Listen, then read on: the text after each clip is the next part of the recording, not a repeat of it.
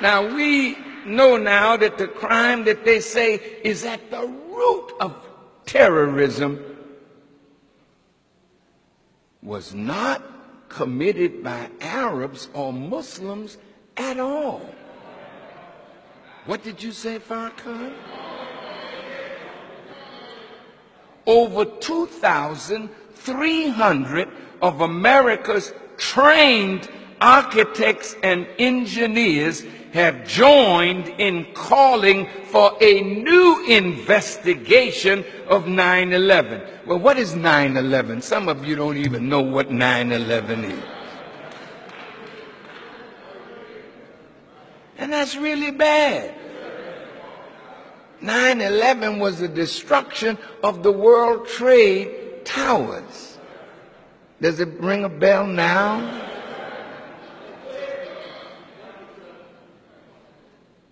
They say that the World Trade Center buildings were brought down by carefully placed explosives, not by planes. They say that all three buildings had to have been wired with explosive charges long before September the 11th. And this is something that took tremendous sophistication to do, and that sophistication was not with Osama bin Laden or his followers. Listen.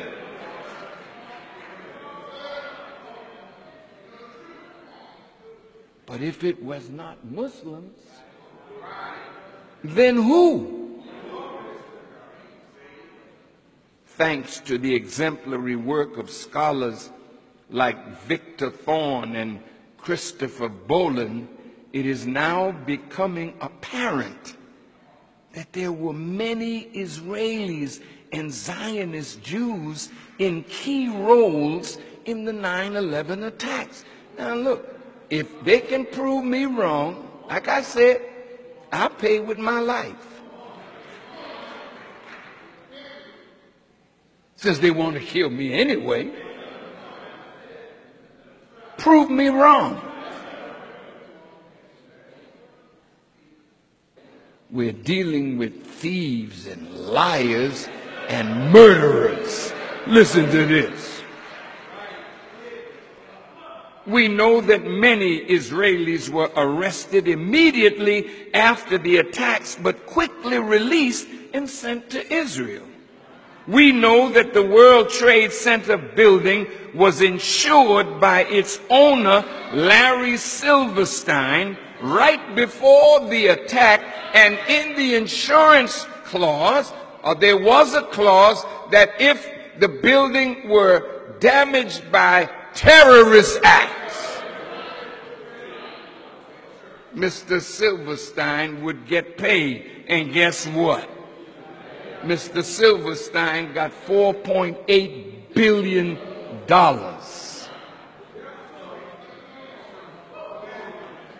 We know that an Israeli film crew dressed as Arabs were filming the Twin Towers before the first plane went in. In other words, these Israelis had foreknowledge of the attacks.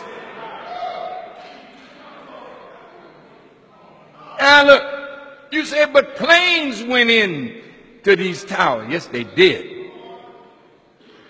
But do you know what kind of technology you have to have as a pilot to fly a plane and drop down to an altitude and turn at an angle at 400 or 500 miles an hour into a building? And the fuel of an airplane is not strong enough to create enough heat to melt the steel structure of that building.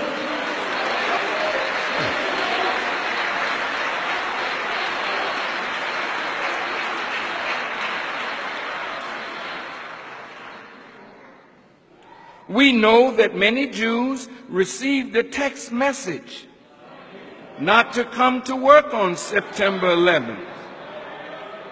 Who sent that message? that kept them from showing up.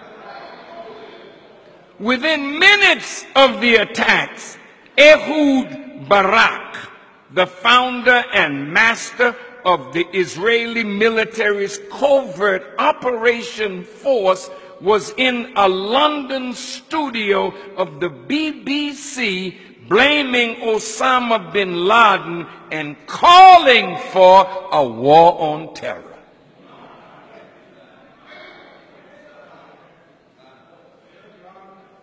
And we know that Benjamin Netanyahu told an audience in Israel, we are benefiting from one thing, and that is the attack on the Twin Towers and Pentagon and the American struggle in Iraq. He added that these catastrophes and wars would swing the American public opinion in the favor of Israel. Why won't America investigate what these scholars and scientists have uncovered about 9/11 and who was really behind it?